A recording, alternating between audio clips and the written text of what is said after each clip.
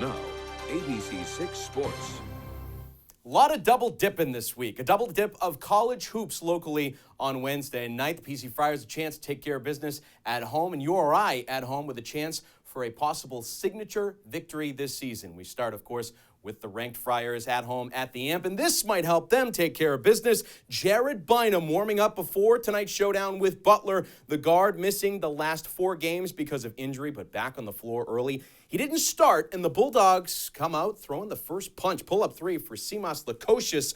Butler would start the night with a 16-9 lead. So Providence needing a spark. Here comes Bynum checking into the game off the bench, and that's when everything changed for PC in this game. He drives here for the layup and scores to cut into the deficit, looking like that 6th man of the year from last season. Great play. Then off the defense, off the steal, Bynum pushing the pace, sets up his teammate in Clifton Moore, who scores on the reverse, part of an 11-0 run to vault the Friars into the lead. The bench, huge in this game for PC. Later, Corey Floyd Jr., the triple, helps the Friars build a 10-point advantage at the break. The bench had 35 points in this one. Floyd with 12 of them. And PC continuing to pour it on out of the locker room. Here comes Bryce Hopkins in transition, throwing it down, 2 of his team high 16. PC takes care of Butler Wednesday, 79-58, improving to 8-2 in the Big East with the return of Bynum. Our players did a great job. I thought when the game settled in, it was great to get Jared out there. What I thought the guys that came off the bench was the biggest difference in today's game. I thought the spark they gave us, it was one of the better performances we've had. The 3 guys here, probably the reason why we won the game, right? I thought Butler did a great job preparing and scouting our original 5 that started the game. But overall, I thought it was one of our better team wins. Now to Kingston, URI hosting Dayton, a matchup of Archie Miller against the program he led to an Elite 8 in the Flyers coming to town. A slow start for Rhode Island in this one, but their vets help them find the offense. Ish Leggett, the strong take for the hoop, and some harm, flexing on him, and Kingston Rhodey cuts into the deficit. Then it's Brayon Freeman who knocks down the triple, part of a 15-1 run to help the Rams take a 5-point lead into the break.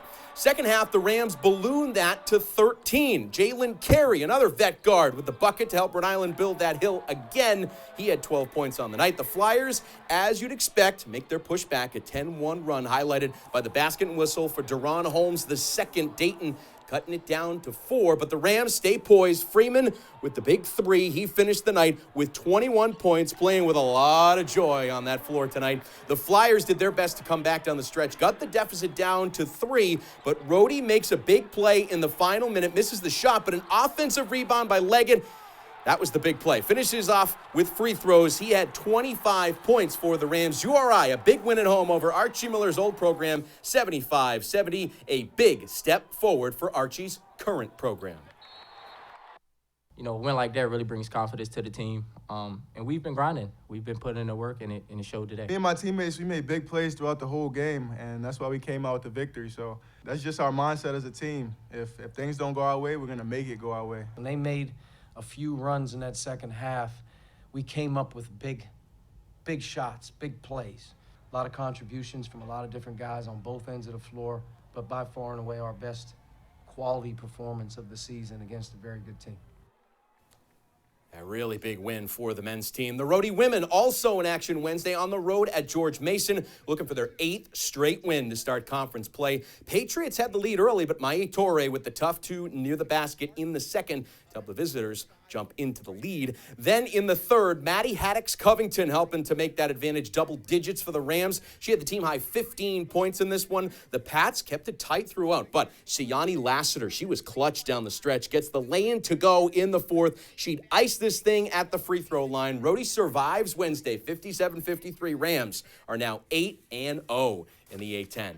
An off night for the Boston teams after a double-dipper for them on Tuesday. The Celtics, unfortunately, losing their second straight game, 98-95 to the Heat last night. C's were shorthanded, but were within a possession late. Interim coach Joe Mazzulla electing not to take a timeout. Star Jason Tatum turned the ball over. Both accountable after the loss last night. I got to put up a better play that kind of allows him to see that better. We couldn't see the 2-on-1 well enough.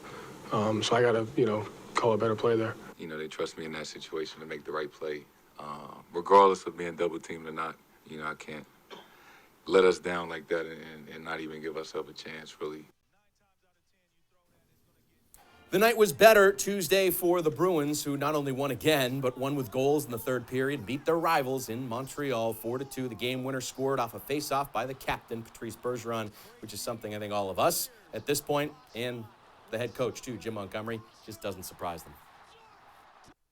We just have game breakers that can make, unreal plays in big moments. That was a typical playoff goal that wins playoff games, Bergeron goal. It's a quick face-off. We get a great shot by 88, but 63 goes like a bull in a china shop to the net, and 37 beats his check there to put it home.